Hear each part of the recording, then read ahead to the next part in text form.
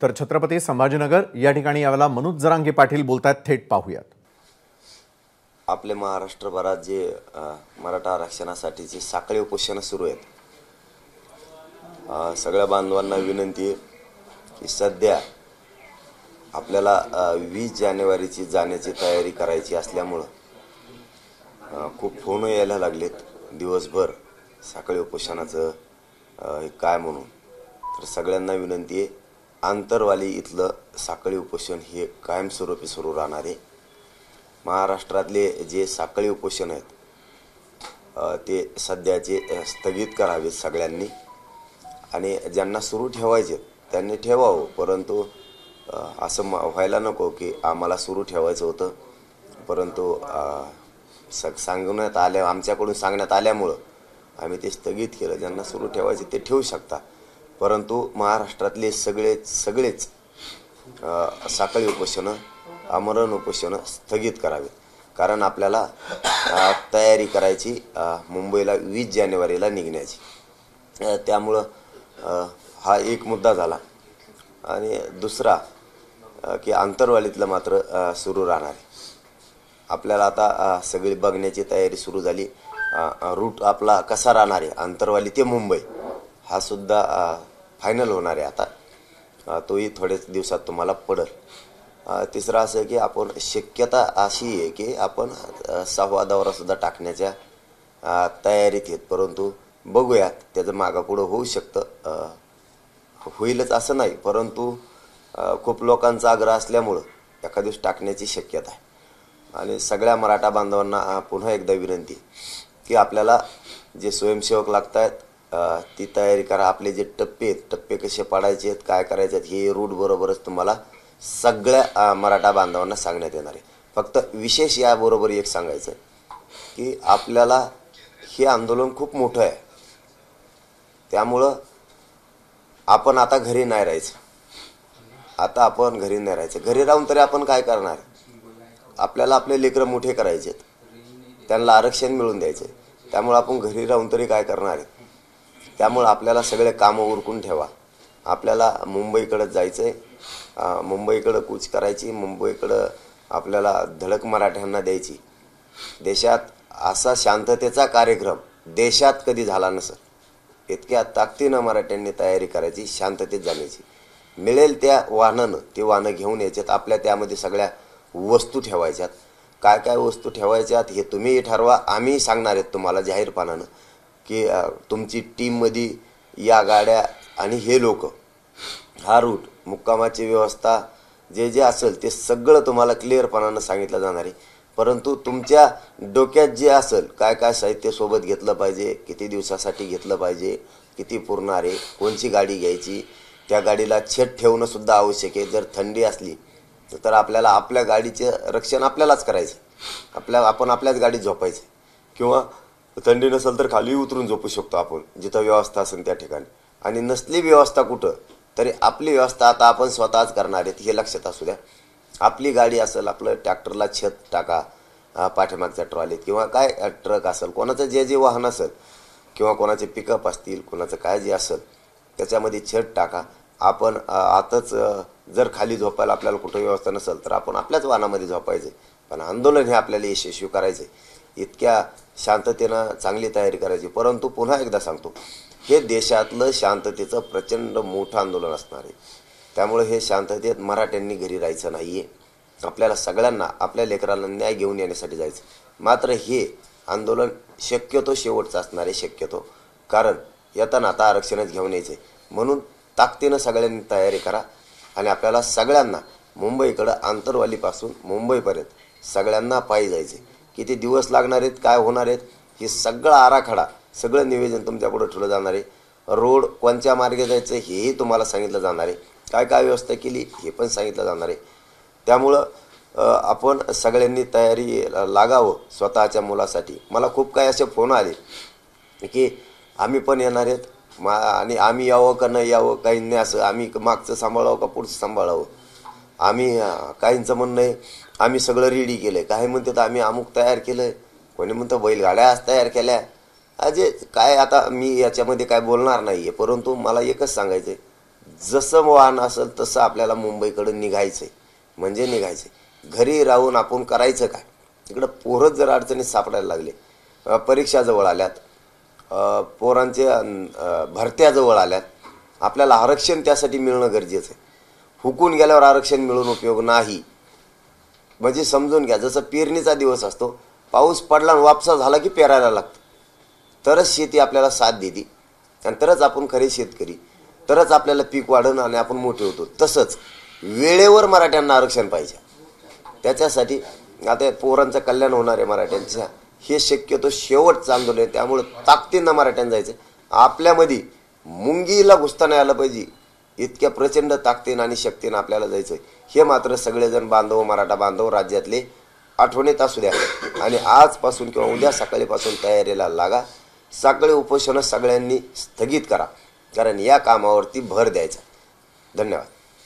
तुम्हाला काय विचार? पाटील, तुम्ही 20 तारीख जाहीर केल्या मुख्यमंत्र्यांनी अशी प्रतिक्रिया दिली की मनोज जरांगे पाटलांना आंदोलन करण्याची वेळच येणार नाही. सरकार सकारात्मक आहे. तुम्हाला काय वाटतं मुख्यमंत्र्यांच्या स्टेटमेंट? नाही, मग आम्हाला तरी कुठं हौशी मुंबईला यायची? सरकारकडून वेळोवेळी हुलकावणी द्यायचं सुरुवात झाली आणि हे आमच्या मराठ्याच्या लक्षात आलं. ते हुलकावणी द्यायला लागले, बहाणेबाजी करायला लागले. सॉरी, आम्हाला काय हौस नाही आहे ना मुंबईला यायची. आम्हाला कशाला यायचं आहे मराठ्यांना? आमच्या लेकरं मोठे झाले पाहिजेत, गोरगरिबांच्या पोराला न्याय मिळाला पाहिजे, म्हणून आम्हाला मुंबईला यायचं. मुख्यमंत्र्यांच्या बोलण्यामुळं तुम्हाला वाटतं की सरकार 20 तारखेपर्यंत काय ना काय हालचाल करेल? नाही, ते आता नाही माहीत दादा आम्हाला. इथून मग आम्ही खूप बोललो, खूप हे केलं, खूप काय केलं. आता आम्हाला मात्र आरक्षण घ्यायचंय, म्हणून तर आता आमच्या लक्षात आलं. आता मुंबईकडे मराठ्यांनी कूच केल्याशिवाय पर्याय नाही, म्हणून आम्ही घराघरातल्या लोकांनी आता ठरवलंय, मराठी घराघरातून येणार, तुम्हाला निघायच्या दिवशी कळत. कारण आणि मधले गावं सगळे सहभागी होत चालणार आहेत. सरकारनं सांगितलं होतं त्याही वेळेस, मी आत्ताही क्लिअर करतो तुम्हाला, की मुख्यमंत्री साहेब ज्यावेळेस उपोषण सोडायला आले होते त्यावेळेस त्यांनी सांगितलं होतं की मराठ्या जेवढ्या नोंदी मिळतील त्यानुसार आणि जे आपले 4 शब्द ठरले होते त्यानुसार तुम्हाला आरक्षण दिलं जाईल. याचबरोबर मुख्यमंत्री साहेबांना असं सांगितलं होतं की आम्ही हे मराठ्यांनी खूप उठाव केला, हे आपलं आंदोलन खूप मोठं झाले, त्यामुळे आम्ही क्युरिटी पिटिशनसुद्धा सरकारच्या वतीनं दाखल करतो. त्याच वेळी सांगितलं होतं. गिरीश महाजन साहेबांनी सुद्धा 3 वेळेस आल्याच्या नंतर सांगितलं होतं, 3 वेळेस, की हे मराठ्यांचं तुमचं आंदोलन खूप मोठं झालं आणि हे मराठ्यांचा जे दबाव सरकारवरती किंवा हे आलं तर आम्ही ती क्युरिटी पिटिशनही दाखल करतो आणि तुमचं जे हे ओबीसी आरक्षणाचं ठरलं आहे याबद्दल जी नोंदी मिळाल्यात त्या नोंदीच्याच आधारावर आणि कायदा पारित करतो आणि ते 4 शब्दही घेतो. म्हणजे आम्हाला क्युरिटी पिटिशनबद्दल जर बोलायचं ठरलं तर आमचं त्याला नाकारण्याचं कारण नाही. मी पहिल्या दिवसापासून तेच सांगतोय, आजही तेच सांगतो. क्युरिटी पिटिशन मराठ्यांचं आरक्षण ती नाकारण्याचा काही गरज अडचण नाही, पण ते टिकणार का NT-VJNT सारखं हा आमचा मूळ प्रश्न आहे पहिल्यापासून. नसता ते आम्ही मराठ्यांनी नाकारलंच नाही आणि सगळ्या महाराष्ट्रातल्याच मराठ्यांना माहिती आहे की या आंदोलनामुळं, या मराठा समाजाच्या एकीमुळं क्युरिटी पिटिशन सरकारनं दाखल केलेलं आहे. हे श्रेय महाराष्ट्रातल्या मराठ्यांचं आहे, फक्त मराठ्यांचं आहे आणि हे श्रेय मराठ्यांनाच द्यावं अशी माझी वैयक्तिक इच्छा आहे. की आरक्षण मिळालं मराठ्यांचं श्रेय आणि क्युरिटी पिटिशन दाखल सरकारनं केले हे फक्त आणि फक्त मराठ्यांचं श्रेय आहे. आणि ही उद्याचं जे ओबीसीतलं आरक्षण महाराष्ट्रातल्या सगळ्या मराठ्यांना मिळणार आहे तेही मराठ्यांचं श्रेय, दुसरं कोणाचंच नाही. हे माझं सुद्धा नाही. हे जे आता 54 लाख नोंदी सापडल्यात त्या आधारावर सगळे सोयरे हे जे सगळे घेऊन महाराष्ट्रातल्या सगळ्या मराठ्यांना आरक्षण मिळणार, ही सगळं श्रेय फक्त आणि फक्त या महाराष्ट्रातल्या गोरगरीब मराठ्यांनी लढा उभा केला आणि गोरगरिबाचंच एकदा या गोरगरीब मराठ्यांना श्रेय द्यावं अशी माझी प्रामाणिक इच्छा आहे. तुम्ही मी आपल्या स्वार्थासाठी म्हणण्यापेक्षा गोरगरीब मराठी खूप उपाशी तापाशी लढले, स्वतःचे बारीक बारीक लेकरं घेऊन. हे श्रेय त्या गोरगरीब मराठ्यांचं आणि मोठ्या मनानं आम्ही गोरगरीब सगळ्या मराठ्यांना श्रेय देणार आहे. पण क्युरिटी बद्दल तुम्ही नाकारत आहे, ते सुद्धा मिळालं तर त्याचं स्वागत करताय, पण शंका सुद्धा व्यक्त करताय का ते टिकणार आहे? पण सुप्रीम कोर्टात जर समजा आता आरक्षणाला मान्यता मिळाली तर ते कुठे चॅलेंज होणार नाही, ते टिकणारच असेल असं जाणकारांचं तुम्हाला नाही. मग आमचं म्हणणं काय, ते ओपन कोर्टात गेलं तर टिकतंय. तुम्ही त्याची जर हिअरिंग झाली बेंच समोर चेंबरमध्ये तर ते अहवाल वाचण्यात येणार नाही. गायकवाड कमिशनच्या अहवालामध्ये ज्या काय त्रुटी होत्या त्या भोसले साहेबाच्या समितीनं भरून काढल्या. मग आता क्युरिटी पिटिशनच्या माध्यमातून ओपन कोर्टात गेलं तर ते वाचलं जाणार आहे. ते जर गेलं नाही तर ही उपचारात्मक याचिका आहे मग चेंबरमध्ये, हे फक्त निकालच वाचला जाणार आणि जशाला तसं राहील. मग ते ओपन कोर्टात जर गेलं तर गायकवाड साहेबांनी जो अहवाल दिला तोही वाचनात येणार आहे. ज्या त्रुटी आहेत त्या ज्या भरून काढल्यात भोसले साहेबाच्या समितीनं हेही वाचण्यात येणार. आणि मग मात्र मराठा 100% मग मराठ्यांना न्याय मिळू शकतो. आम्ही ते नाकारलेलं नाही, पण ते NT व्हिजिलिटीसाठी टिकलं पाहिजे. कारण इंदिरा साहनी जजमेंट सांगतं की 50% वर गेल्यावर टिकणार नाही, म्हणून तिथं शंका आहे. म्हणून आमचं म्हणणं प्रत्येक वेळेस हे की मराठ्यांच्या जर नोंदी सापडल्यात तर आता कशाला मराठा आणि कुणबी एके सिद्ध झाले, एक शासन निर्णय करा आणि महाराष्ट्रातल्या सगळ्या समाजाला आरक्षण द्या. या भूमिकेवरती आम्ही येतो. बरं, तुम्ही गेल्या काही महिन्यापासून चार शब्द असं वारंवार उल्लेख करताय, मात्र ते 4 शब्द नेमके कोणते आहेत हे सांगत नाही. कुठले 4 शब्द आहेत जे तुम्ही सरकारकडनं अपेक्षित आहेत तुमचे? आता 3 त्याच्यातले ओपन झालेले, त्यामुळे सांगतो की पहिला असं झालेलं की ज्याची नोंद सापडली ज्या सालापासून त्याच्या सर्व परिवाराला आरक्षण द्यायचं, सगळ्या परिवाराला, त्याचा जो त्या सालापासून असेल त्याला. त्याच्यानंतर संबंधित नातेवाईक दुसरा शब्द आहे, त्याच नोंदीच्या आधारावर त्यांना द्यायचं. तिसरा शब्द आहे सर्व रक्ताचे सगळे सोयरे यांना द्यायचं, असं ठरलेलं आहे. एक शब्द जरा थोड्या दिवसांनी सांगतो. नाही, पण काय अडचण काय? मराठा समाजाला कळू द्या ना की तुम्ही मराठा समाजाला माहिती कुठला शब्द आहे. आहे, मराठा समाजाला, ऐकत नाही. दादासाहेब, मराठा समाजाला ते शब्द माहिती.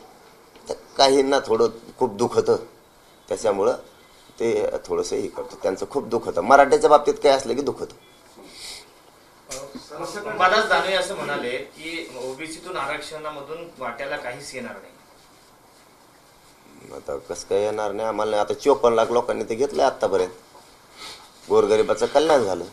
आता त्यांचा परिवार ऍड करायचा राहिला, लाभ घ्यायचा. 2 कोटीपर्यंत तर नुसते त्या 54 लाखावर मराठी जाणार आहे. त्या 54 लाख नोंदीवरच फक्त 2 कोटी मराठ्यांपर्यंत तिथपर्यंतच मिळत. त्यांचा एकूण हिशोब जर लावला, आता एका नोंदीवरती जालन्यात 70 लोकांना लाभ मिळाला, एका त्याच्या परिवारात तेवढे लोक निघाले. मग असे सगळ्यांचे कोणाचे 50 निघतील, कोणाचे 20 निघतील, कोणाचे 2च निघतील, कोणाचे 300-400 सुद्धा निघतील ना. याचा आता आकडा जोडता येत नाहीये, ह्यो प्रॉब्लेम आमचा. आता एक बोलताना मोगाशी निवेदन करताना एक माझ्याकडून राहून गेलं. ते एक महत्त्वाचं मुख्यमंत्री साहेब एकनाथ शिंदे साहेबांना, उपमुख्यमंत्री फडणवीस साहेबांना एक विनंती आहे की जे 2 दिवसापासून मागासवर्ग आयोगाने काम सुरू केले त्यांना थोडं स्पीडनं ते काम वाढवायला लावा.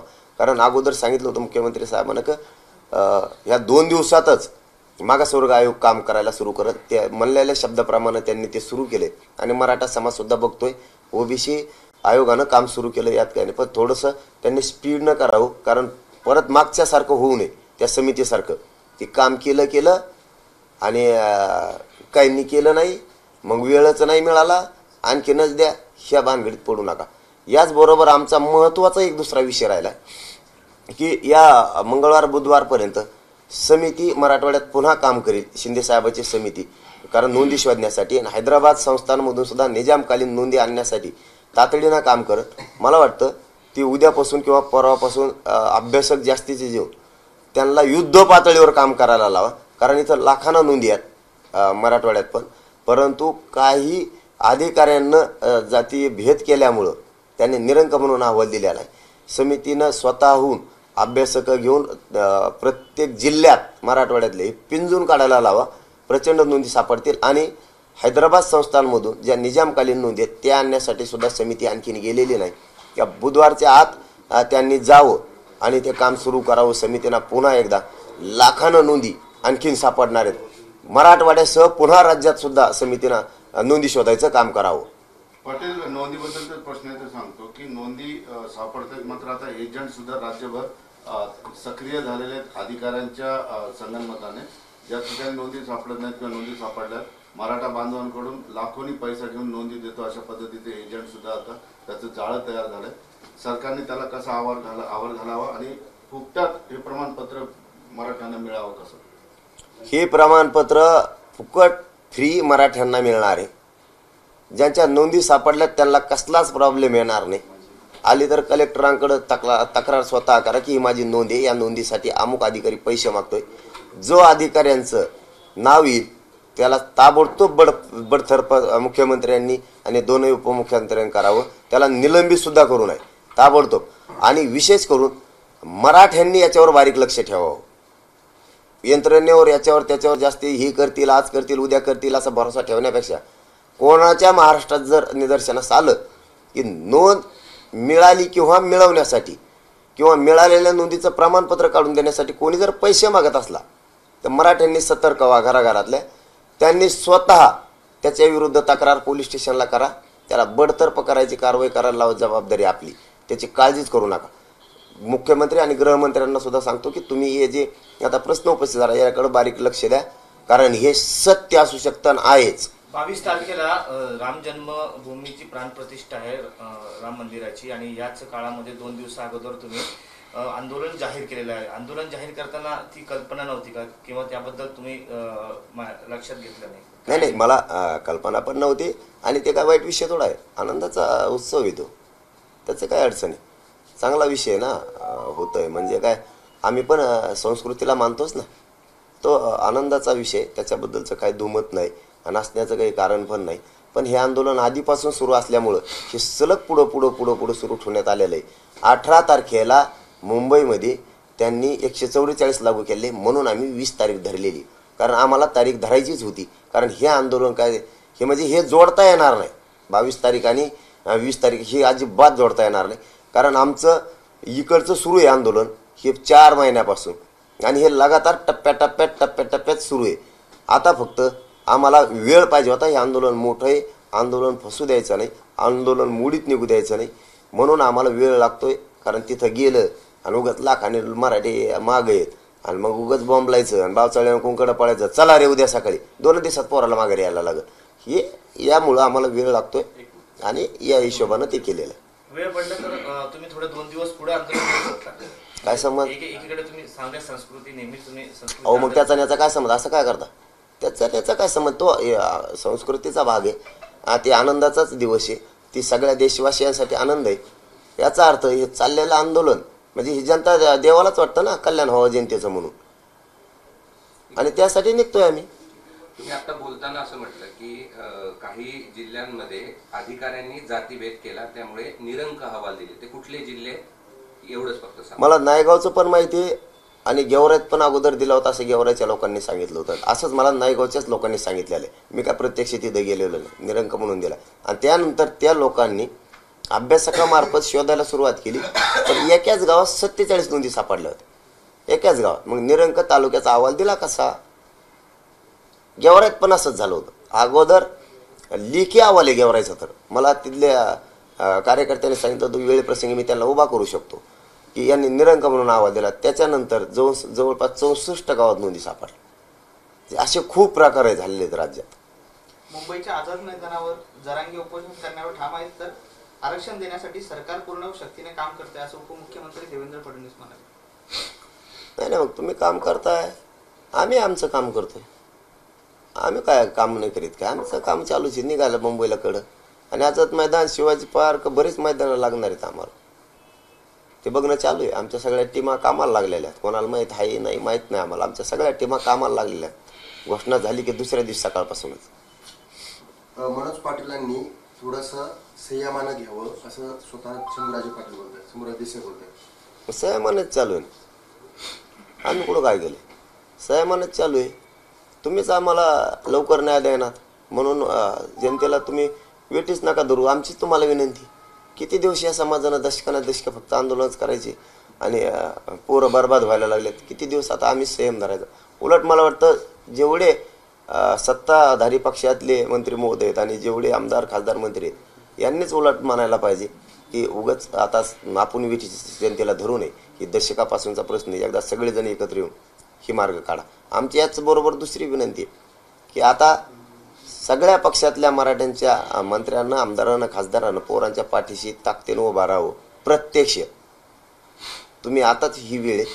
नसता तुम्ही नाही उभा राहिले तर मराठी तुम्हाला दारात मात्र उभा करणार नाहीत. तुम्हाला तुमचे 4-2 जण मोठे केले त्यांच्याच दारात जायचं आणि तिथंच झोपं जायचं तुम्ही आता आणि तुमच्या घरी. इकडं मराठ्यांच्या दारात सगळ्याच मंत्र्यांनी, आमदारांनी, खासदारांनी आमच्या गोरगरिबांच्या दाराने यायचं बंद करायचं. तुमचा जो 6वा दौरा आहे तो कधीपासून साधारणपणे सुरू होईल आणि कुठल्या भागामध्ये असेल? ते आपण वेळापत्रक आज आम्ही आता जरा चर्चा करतो आणि मग लक्ष देईन कोणत्या मार्गे करायचे. कारण सध्या काय मैदानं बघितलेत मुंबईचे, सध्या आता आमचं रोडचं काम बघणं सुरू आहे. कोणत्या रस्त्यानं आपल्याला जायचं आहे या टीमा आमच्या गेलेल्या आहेत. फक्त आता प्रॉब्लेम दौऱ्याचा आहे. तर आता आज प्रत्यक्ष बसून कोणचा रूट टाकायचा काय आम्ही सांगतो तुम्हाला. तर तेव्हा करणार होईलच वाटतंय पण, कारण लोक काय दम खायनात. एखाद्या वेळेस मध्ये वेळ आहे तर होईल. आणि मलाही समाजात जाऊन जनजागृती करणं, त्यांचा आशीर्वाद घेणं गरजेचं आहे. त्यामुळं मी जातो. मुंबईमध्ये सभा का त्याच्या आधी सभा होतील सगळीकडे? नाही नाही, हे विचार वीसच्या नंतर तर काय विषयच नाही ना. 20च्या नंतरचं शेवटचं आंदोलन आहे.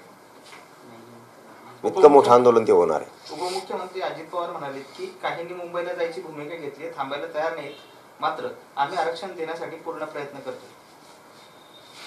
हा, काहींनी मुंबईला जायचा निर्णय घेतलाय, पण काहींनी ह्यो सुद्धा निर्णय घेतलाय की महिलांचं नाव मुलाच्या पुढं लावा, मुलगा आई आणि वडील लावा, असंही काहींनी म्हणलंय काल.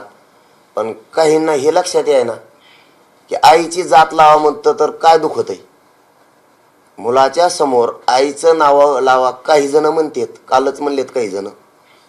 काही जणांना हे नाही दिसत की मग आईची जात बी लावली पाहिजे मुलाला आरक्षणाचा लाभ घेण्यासाठी. काहींचं तेव्हा तिथं तोंड उघडत नाही. चलो, धन्यवाद. बरं, पाटील, काल तुम्ही क्रिकेट खेळले, काल विकेट घेताना पाहायला मिळाले. आता कोणाची विकेट घेणार आहे तुम्ही? 20च्या नंतर तुम्हाला सगळ्या विकेटा दिसतील. पण कोण असणार सांगा ना, आपण असेल ना. नाही, आता नाव कशाला. मराठा समाजाच्या लक्षात आलंय आमच्या विरोधात कोण कोण मोहीम राबवतंय, मराठ्यांना आरक्षण मिळू नये म्हणून कोण कोण मोहिमा राबवतंय हे मराठ्यांना माहिती आहे. आणि जे जे माहीत नाही ते नाव मी सांगणारच आहे मराठ्यांना. सॉरी, कोण कोण सहभागी होणार नाहीत, मराठ्यांच्या पोराच्या पाठीशी उभा राहणार नाहीत हेही माहिती आहे. कोणत्या आमदाराला कोण मराठ्यांच्या मोहिमेमध्ये सहभागी होऊ देत नाही हे बी मराठ्यांना माहिती आहे. कोण कोण जाणून बुजून प्रतिनिधी मराठ्यांच्या आरक्षणात आंदोलनात पोरांच्या पाठीशी उभा नाही राहिलं पाहिजे हे मोहीम राबत आहेत हे माहिती आहे आम्हाला. त्याच्यामुळे मराठ्यांनी मोहीम हातात घेतली. कोणालाच माहीत नाही रस्ते बघायला आमच्या टीमा गेल्यात म्हणून. तशी आमची बी एक दुसरी मोहीम आहे की कोणचा आमदार का करतो, कोणचा मंत्री कोणाच्या माध्यमातून आमच्या लोकांना जवळ करायला लावतो, कोण कोण नाराज हे बघायला लावतो, ते सगळ्या आमचं बी ते विसरू हे शोधणं. आमदार मंत्र्यांना खरोखरचं मनापासून आमचं आव्हान सगळ्या पक्षात. योग्य वेळ आहे दादा हो. लेकरं खूप अडचणीत आलेत मराठ्यांची. मराठी तर करोडोनं बाहेर पडणारच आहेत, त्यात दुमतच नाही, करोडोनं पडणारच आहेत. पण तुम्ही ही योग्य वेळ आहे. तुम्ही ताकदीनं सहभागी होऊन सुद्धा आव्हानं करा मुंबईकडे चला म्हणून. आम्ही ते केलंय आणि लोकांनी कामं सुरू बी केले. आमच्या लोकांनी ट्रॅक्टराच्या ट्रॉलीला छतं बांधायला सुरू केलं. काय काय तर बैलगाड्या घेऊन निघायला लागले, तयाऱ्या करायला लागलेत. आमचं तर सुरू झालं. तुम्हाला इच्छानंतर वेगळंच दिसन रूप आहे. हे देशात असं आंदोलन नसत. हे मराठे देशात असं दाखवून देणार आहेत. असं आंदोलन देशात झालं नव्हतं. इतक्या जे वस्तू तुम्ही वस्तू तर अडूच शकत नाही ते तर लांबच राहिलं. तुम्ही अडविलं. मी गृहमंत्र्यांना विशेष करून फडणवीस साहेबांना सांगतो, ह्या भानगडीत पडून देऊ नका आणि पडू पण नका. अडवलं आणि ट्रॅक्टर घेऊन जाऊ नको, गुन्हे दाखल होते आणि कुठं गाडी घेऊन जाऊ नको. वेगळं वळण सरकारनं देऊ नये ही आमची प्रामाणिक इच्छा आहे. तसं त्यांनी प्रेसच्या माध्यमातून किंवा प्रत्यक्ष सांगून जाहीर करावं की आंदोलक हे शांततेत येणार आहेत आरक्षण घेण्यासाठी, त्यांना त्रास देऊ नका हे तुम्ही स्पष्टपणानं सांगा. कारण लोकांनी तयारी सुरू केल्यात निघायच्या. मराठे निघणार, मराठे येणार, मुंबईकडं कूच काढणार, प्रचंड मोठी मराठ्यांचे धडक बी असणार. पण हे शांततेचं आंदोलन असं असणार की कोणत्याच बाजूला बसायला तर जागा नसणारच आहे. परत आरक्षण घेतल्याशिवाय ते बी ओबीसीतूनच मराठे मागे सरकत नाही. पायी जाणार आहात, इतकं सगळं 7-8 दिवस जायला लागतील, खूप मोठी गर्दी असेल, प्रचंड त्रास लोकांना पण होईल. म्हणजे आंदोलन तुम्ही करताय म्हणून पण इतर लोकांना वेठी धरल्या जाईल, कारण रस्ते सगळे जाम होतील, सगळी वाहतूक व्यवस्था कोलमडून पडेल, सगळं कोलमडून पडेल. एका रस्त्यामुळं काय कोलमडून पडून काय आणि आम्हीच कोलमडून पडलो. त्याचं काय, आम्ही पार कोलमडून पडलो. आमच्या पोरायचं पुरं मराठीचे वाटोळं व्हायला लागले तर. आणि एक रस्ता बंद पाडला. मग एकच रस्ता आहे का तेवढा पुऱ्या राज्याला? आम्हाला जाऊन द्या ना. जायला तर मग जावाच लागेल ना, का वावरावरून जावं मधून, नदीन जावं का पाण्यातून, कुठून तरी आता मग कुठून जावाच लागेल ना. बरं आम्हाला मग आमच्यामुळं कॉल मारणार आहे तर मग ते नाही की येत मंत्री भल्या 100-200 गाड्या घेऊन. तवा लोक नाही का थांबत असे 2-2, 5-5 घंटे वाजवला यांचा जो तर तापत. तवा नाही का कोलमडत यांचं काही. आमच्या टायमालाच कोलमडत होय यांचं. काय कोंबडं तर कायच म्हणा. उगं काय सांगायचं नाही, गप्पा ठोकू नका. आम्ही येणार आहेत. एक रस्ता, हजारांनी रस्ते आहेत, एक रस्ता आम्हाला द्या. आम्ही आमचं गपचिप चालतो. वर्दळ होणार नाही ती खबरदारी आम्ही घेतली. म्हणजे जरी मुंगी शहरात जागा नसली तर आम्ही त्याच्या टीमा पाडल्या. त्याचे गट्ट पाडलेत की एकाच्या मध्ये कमीत कमी 100 मीटरचं अंतर ठेवायचं आहे. म्हणजे एका टीमच्या मध्ये अशा टीम. तुम्ही फक्त बघा आमचं नियोजन कसं. त्याच साहेबांनी असंही म्हटलेलं आहे की जरांगे तुमची 12 इंचाची छाती आहे, थोडं काळजी घ्या. आता नाव सांगतो भुजबळ महादेव. ती कामातून गेलेला माणूस जाऊन द्या राव. त्यात काय खरं राहिले ते काय, ते रातची कागद खाणार आहे आता काही दिवसांनी बघा तुम्ही. हा ते नसतेत का भाज्याचे त्याचे असे कागद जिलेबीचे, ते कागद चगळू नाही तिने आता. ते लयच कामातून गेलं, लयच याडा पाठ लागला होते मंत्र्याच्या हाताला. त्याला काही कळतच नाही एवढं मोठं असून काही बोलतो. बरं मपली 6 इंचाची असून नाही 2 इंचाची असून तो 100 इंचाची काय कलर तो कांदे खाल्ले काय खाल्ले रे. कोणते बोलतो बोल नको, आम्ही आमचं बघू, तू तुपला बघ. काय बोलतो रे आमच्यामध्ये. याव झालं आणि त्याव झालं. कसलं काय काय डोक्याला खराब करतंय उगाच उगा सगळा महाराष्ट्राले. अरे त्या गोरगरीब ओबीसी बांधव सुद्धा वाटोळं केलं होतं. गोरगरीब ओबीसी बांधवाचं वाटोळं केलं, तू त्या धनगर बांधवांचं वाटोळं केलं. गोरगरिबाचं तू त्या बंजारा बांधवाचं वाटोळं केलं. तू का माणूस आहे का कोण आहे का, तुला काय कळतंय का नाही. का खाता असन बरं हे, याची बुद्धीच कशी चलत नाही का. वयाने होतं तर गप्प पड ना. कशाला गोरगरिबाचं वाटोळं करतो उगाच. आमचे संबंध लय चांगले आहेत गावखेड्यात, कशाला बिघडितो तू. हो रोज ताटात जेवतो आम्ही, चहा पितो राव, एकामेकाच्या शेतात एकामेकाला आवतं देतो आम्ही. आता पाणी नळ्या द्यायचं सुद्धा काही लोक एकमेकाला बंद करायला लागले. तुला काही कळतंय का नाही. तो राजकीय स्वार्थासाठी कोणकडं बरळ तू उभं आपलं. एक चॅलेंज दिलं तर कम शुकारी ना कर मग नारकोट चाल. एक तर मी जिवंत समाधी घेतो जर आपल्याला दारू जरी शिवली असली तरी जन्मल्यापासून आत्तापर्यंत. पण जर नाही काही निघालं ना तुला जीवन समाधी घ्यावं लागेल. शुकार चॅलेंज चाल. बोलत कुंकड बरळवाडी. उपमुख्यमंत्री अजित पवार तुमचं नाव घेण्याचं टाळतात, मात्र तुमच्याबद्दल नकारात्मक नेहमी बोलतात. असं का नेमकं काय होतं. आणि आम्ही कुठं बोल म्हणलं. जसं बोलत तसं बोलून दे. मराठीला लय कळतो. मराठी लय हुशार झाले आता, लय हुशार झाले. नाव घेतलं का नाही घेतलं का ते का मला काय घे नाही नका घ्या ना.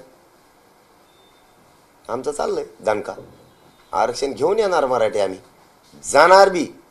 तुम्हाला सांगतो ह्यो उत्साह, हे उत्सव, याला उत्सवच नाव देऊ थोडक्यात आपण.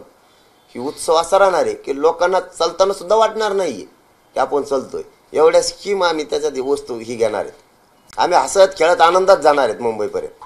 हा सगळे आमचे पारंपरिक जेवढं आहे तेवढं आम्ही सोबत घेणार आहेत. पारंपरिक वाद्य खेळ आम्ही इतके हसत खेळत जाणार आहेत.